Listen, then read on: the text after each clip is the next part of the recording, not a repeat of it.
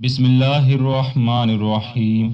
امیر المؤمنین حضرت علی المرتضیٰ شیر خدا کرم اللہ وجہ الکریم کا سفین کو جاتے ہوئے ایک میدان سے گزر ہوا جہاں پانی نایاب تھا۔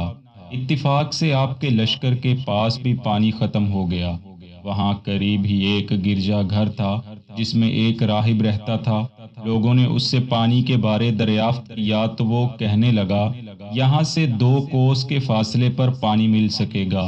لوگ امیر المومنین کے پاس واپس آئے اور اجازت طلب کرنے لگے کہ ہم وہاں جا کر پانی لے آتے ہیں۔ حضرت علی رضی اللہ تعالی عنہ یہ سن کر اپنے خچر پر سوار ہوئے اور ایک جگہ کی طرف اشارہ فرما کر حکم دیا، یہاں سے زمین کھودنا شروع کرو۔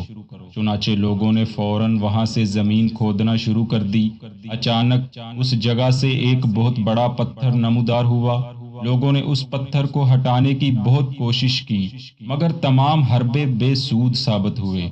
امیر المومنین حضرت علی یہ منظر دیکھ رہے تھے۔ آپ جلال میں آ گئے۔ آپ نے لوگوں کو ایک طرف کیا اور اپنی آستین چڑھا کر ہاتھوں کی انگلیاں پتھر کی دراڑ میں ڈال کر جو زور سے جھٹکا دیا تو وہ پتھر فوراً اپنی جگہ سے ہٹ گیا۔ لوگوں نے دیکھا کہ پتھر کے نیچے سے ایک نہایت صاف و شفاف پانی کا چشمہ ظاہر ہوا۔ یہ دیکھ کر تمام لشکر والے خوشی سے جھوم اٹھے۔ لوگوں نے اپنے جانوروں کو پانی پلایا اور تمام مشکوں کو بھی بھر لیا۔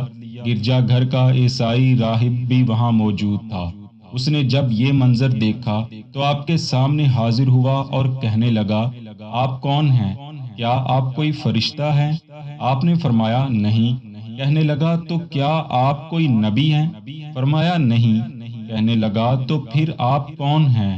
فرمایا میں پیغمبر مرسل حضرت محمد رسول اللہ صلی اللہ علیہ وآلہ وسلم کا صحابی ہوں اور مجھے اللہ کے نبی نے چند باتوں کی وصیت بھی فرمائی ہے۔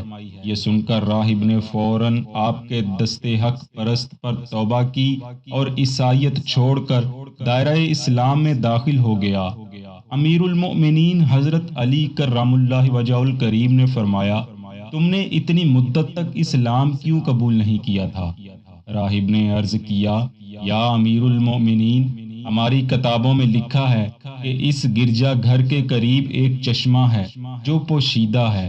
اس چشمے کو وہی شخص ظاہر کرے گا جو یا تو نبی ہوگا یا نبی کا صحابی ہوگا۔ چنانچہ میں اور مجھ سے پہلے بہت سے راہب اس گرجا گھر میں اسی انتظار میں مقیم رہے مگر یہ سعادت مجھے نصیب ہوئی کہ میری ملاقات آپ سے ہو گئی اور پوشیدہ چشمے والی نشانی بھی ظاہر ہو گئی، اور میری خوش نصیبی ہے کہ میں نے آپ کے دست اقدس پر اسلام قبول کیا۔ حضرت علی رضی اللہ عنہ راہب کی بات سن کر آبدیدہ ہو گئے اور آپ کی ریش مبارک آنسوؤں سے تر ہو گئی۔ اسی حالت میں آپ نے ارشاد فرمایا، الحمدللہ کہ ان لوگوں کی کتابوں میں بھی میرا ذکر ہے۔ منقول ہے کہ وہ عیسائی راہب مسلمان ہوا اور امیر المومنین حضرت علی کرم اللہ وجہ الکریم کے خادموں میں شامل ہو گیا، حتیٰ کہ آپ کے لشکر میں شامل ہو کر شامیوں سے جنگ کرتے ہوئے شہید ہو گیا۔ دوستو، اللہ رب العالمین اپنے محبوب اور برگزیدہ بندوں کو بہت سی خوبیوں سے نوازتا ہے۔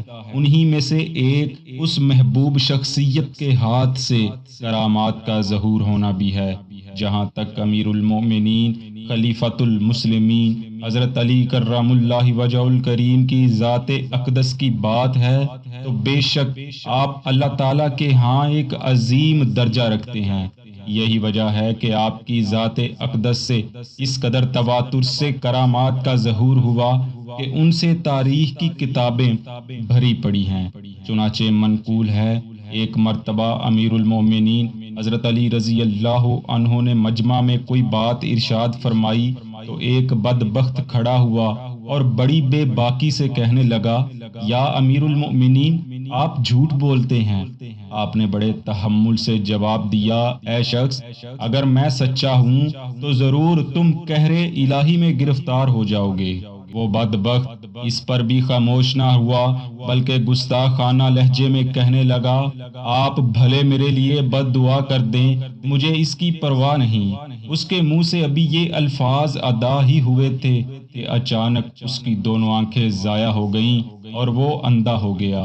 حضرت اصبغ رضی اللہ عنہ بیان کرتے ہیں، ہم لوگ ایک مرتبہ امیر المؤمنین حضرت علی کرم اللہ وجہہ الکریم کے ساتھ سفر میں تھے۔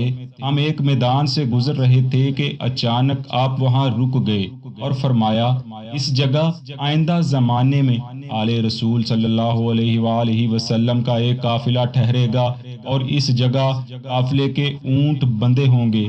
پھر فرمایا، اسی جگہ جوانان اہل بیت کی شہادت ہوگی اور یہیں ان شہیدوں کا مدفن بنے گا اور ان لوگوں پر زمین و آسمان روئیں گے۔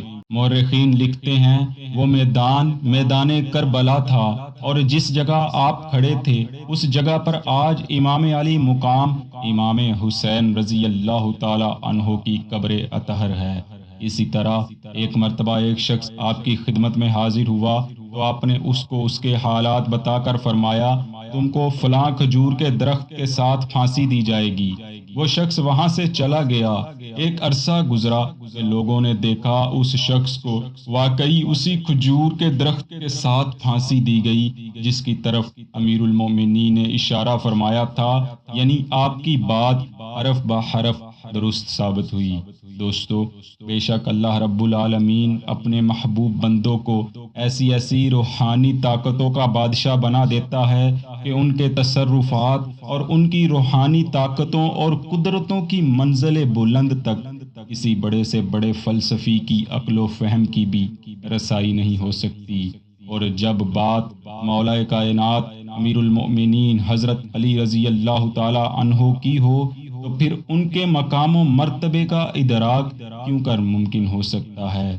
دعا ہے اللہ رب العزت آپ کی مرکد پر انوار پر اپنی لاتعداد رحمتوں کا نزول فرمائے اور ہمیں دین و دنیا میں آپ کے نقش قدم پر چلنے کی توفیق عطا فرمائے۔ آمین۔